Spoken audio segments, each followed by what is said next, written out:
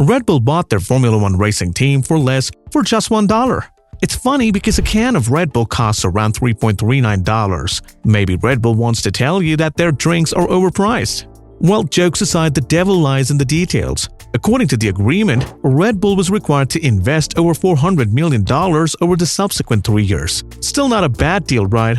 Well, if you look at the Formula One racing space, you might have noticed a trend. There are so many legacy auto manufacturers participating in the race, but there is only one strange competitor that is totally unrelated to racing, and that competitor is Red Bull. It might not make sense to anyone as to why an energy drink manufacturer is participating in a Formula One race because both of them are totally unrelated, right? Or are they? Before we take a look at Red Bull's presence in Formula One racing, we need to look at why other car manufacturers are participating in Formula One racing in the first place. The answer to that question is marketing. Formula One teams earn money from prize money by arranging funds for Formula One management sponsors and several other partnerships. These teams also get investments from parent manufacturers. So these are the primary sources of income for a Formula One team. It's a massive billion-dollar industry that employs tens of thousands of people. Keep in mind that the auto manufacturers are not participating in Formula One to make a lot of profit. If they do, then that's another income source for them. But right now, they are just using Formula One as a marketing platform to show the world that they can make some of the best cars in the world. For companies like Ferrari, Mercedes, and many others, Formula One is bringing in enormous profits by selling their vehicles, all thanks to the marketing power of Formula One racing. Coming back to Red Bull. Red Bull is an Austrian company that was created way back in 1987. The drinks were inspired from the Far East, and Red Bull founder Dietrich Mateschitz came up with his very own Red Bull energy drink formula that he later developed into a well-known brand that it is today. The drink was available in Austrian market on April 1st, 1987, and ever since then, Red Bull made a huge impact in the energy drink space because today it is available in more than 171 countries worldwide, and it looks like Red Bull is unstoppable. Now, to understand the racing history of Red Bull's racing legacy started with the Stewart Grand Prix. Jackie Stewart sold his team to Ford Motor Company late in 1999, and Ford then made a decision to rebrand the team Jaguar Racing, and with little success over the next 5 years. But then Ford decided that they could no longer make a business case for any of its brands by competing in Formula One racing, and that is when Red Bull agreed to purchase Jaguar Racing on the final day of the sale, which was on 15th November 2004. Ford decided to sell the team for just $1 in return for a commitment to invest over $400 million in the team over 3 Grand Prix seasons. The team continued to have access to the Cosworth engine that was developed for the 2005 chassis.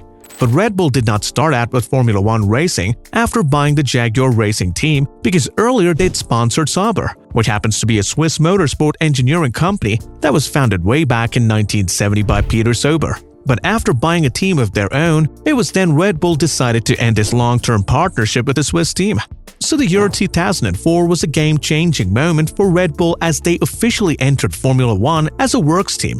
Christian Horner has been the team principal ever since 2005. Ever since then, the Red Bull team enjoyed plenty of successes on the track.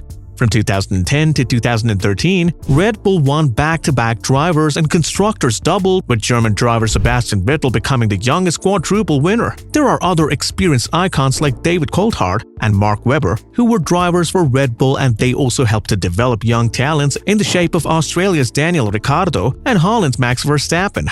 Red Bull is a private company, but their marketing strategies are completely different from any other energy drink company out there. Just in 2020 alone, Red Bull's revenue was about $6.37 billion, and the company spent about 30% of its revenues on marketing, which is about $1.91 billion. To put things into perspective, PepsiCo spent about $1.74 billion on marketing in 2020, which represents only about 2.5% of the company's $70.37 billion revenue during the same period.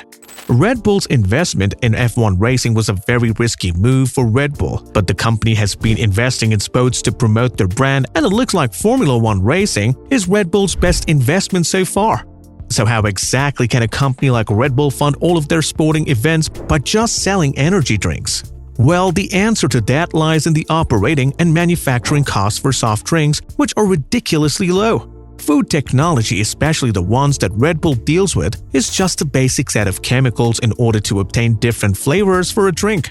This is not rocket science for a company like Red Bull because soft drinks have been around for ages now. Red Bull might have to spend a lot more money for packaging and distribution, so Red Bull's margins will be a lot higher as the company uses readily available materials to create their drink. Even carbonation technology is something that we have had for several years now, so that's nothing new for Red Bull. When it comes to racing, Red Bull is not a car manufacturer, which means they need to rely on other manufacturers to help them to get to the racetrack. Red Bull had several partners like Cosworth, Ferrari, Renault, and finally Honda. But Honda is no longer interested in partnering up with Red Bull. The only good news is that Red Bull will be able to use the Honda engines till the end of 2024. But in order to maintain the existing engines, Red Bull formed a new company called RedBull Powertrains, and they took over part of Honda's Milton Keynes facility. Honda still agreed to develop and manufacture a power unit for the 2022 season, which can be used till the end of 2024, and looks like the deal was later extended to 2025. After Red Bull's four-time championship, the results began to decline, so Red Bull decided to replace Renault engines with Honda, and this started a new collaboration in 2019. But Red Bull now has a new challenge. After leaving Renault's engine in 2018 and replacing them with Honda engines, the Japanese company announced that they will also be leaving the competition and they will no longer produce engines for Red Bull. So now Red Bull needs to step up their game, and the new challenge is to produce their own engine. Red Bull spends a lot of money in sports, and it's crazy to think how Red Bull's marketing team was able to market energy drinks with intense activity all the way from cliff diving to mountain biking and F1 racing. The list of athletes Red Bull sponsors continue to grow, making Red Bull a truly global company competing with some of the biggest sports and drinks brands in the world. Red Bull is a company that associates themselves with several exciting action-packed, adrenaline-fueled sporting events ever since the brand committed to sponsoring several extreme sports events. Red Bull was successful in setting up their marketing and sponsorship strategies very differently compared to so many other brands out there, which allowed the team to stand out amongst the competition, and they also provided a new method of sponsorship and marketing that other brands could get inspired from. Over the years, Red Bull was also successful in connecting with young audiences all over the world, and today Red Bull is associated with high-energy activities because the company is sponsoring over 500 extreme sports.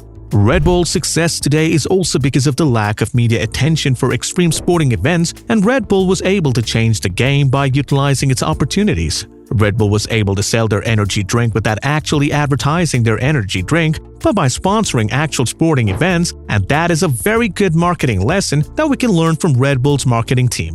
As a result, today, Red Bull has become much larger than a drink manufacturer and evolved into a sporting brand that supports and invests in all kinds of sporting events, especially the ones that fuel a lot of adrenaline. Red Bull was successful in using an emotional model to encourage youngsters to purchase their energy drink, which means the youth was able to conceive Red Bull not just as an energy drink, but as a way of life.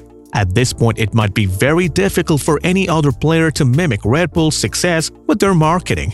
So it's safe to say that Red Bull has achieved what they really wanted, which is a huge number of sales, something they could not have done with small partnerships, but only with large sponsorships like what they do today. It's an entirely different way of marketing, and the results clearly speak for itself when it comes to sales figures and by being a major player in the energy drink market.